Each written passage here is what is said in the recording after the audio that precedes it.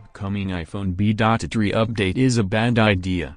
In case it wasn't already really clear, Apple is really sorry about slowing down old iPhones with creaky batteries, and it's taking steps, all the steps, to make things right.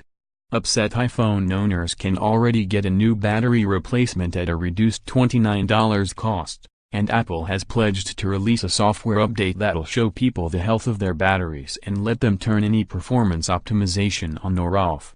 Said software update will be a great way to pacify the angry mob, but it's also a bad idea. See also, 5 easy tricks to help you free up storage space on your iPhone. In an interview with ABC News, Apple CEO Tim Cook apologized again for the company's poor communication on iOS's built-in power management feature that throttled iPhone performance in order to prevent the phones from unexpectedly shutting down or restarting as the result of an old battery. The power management tweak nestled inside of iOS may have been well-intentioned, but is mounting consumer anger, and dozens of lawsuits have shown Apple did it all wrong. iPhone users aren't just pissed Apple slowed their devices down. They're mad that the company wasn't transparent about it. When we did put it out, we did say what it was, but I don't think a lot of people were paying attention, and maybe we should have been clearer as well, Cook said. And so we deeply apologize for anybody that thinks we had some other kind of motivation. Our motivation is always the user. The user is at the center of everything that we do. Seeing as being unclear was what got Apple in this mess in the first place, the company's solution to climb out of this hole and win back consumer trust appears to be extreme clarity. The upcoming software update will be the delivery mechanism, released first through a developer beta next month. We're going to give people the visibility of the health of their battery so it's very transparent, Cook said. This hasn't been done before, but we've thought through this whole thing and learned everything we can learn from it.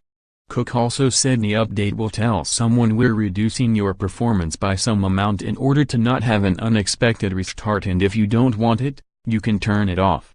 Apple is basically telling customers it no longer knows what's best for your iPhone. By all accounts, this is a huge win for consumers. For once, Apple's giving users a way to control how a core function of the iPhone works. I can't stress enough how big a deal this is for the company. It's an unprecedented move and arguably goes against one of Apple's core philosophies: things should just work. In fact, adding the setting makes the iPhone Android-like. You get choice and flexibility. On many Android phones, like Samsung's Galaxy devices, adjusting settings for features like display resolution will impact performance and battery life. And this is where I think Apple might be backing itself into a corner. By caving into consumer demand to add this performance switch, it's ceding partial control of the hardware and software to users. This is a bridge Apple should think twice about crossing. Apple is basically telling customers it no longer knows what's best for your iPhone. It's going to be up to iPhone owners to decide what they value more: a phone that's slower and still works reliably as its battery ages over time, or a faster phone that'll poop out from time to time.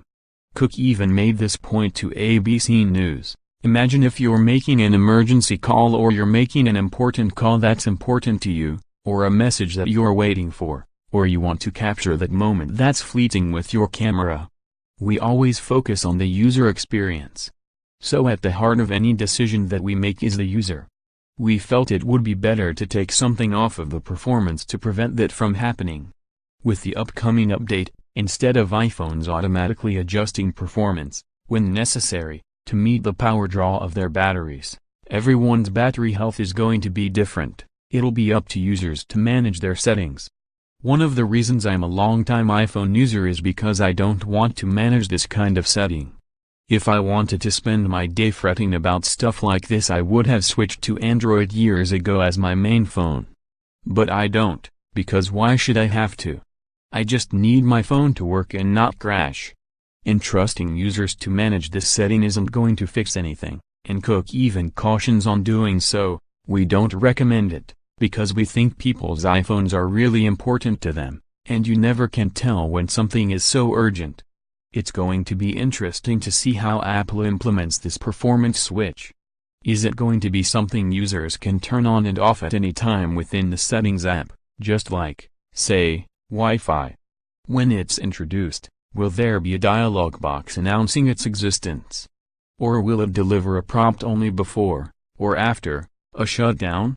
Will there be a timer that lets you set how long your device is slowed down? Until you manually change the setting back? Most important of all, what will the default be? See how this is already becoming maddening?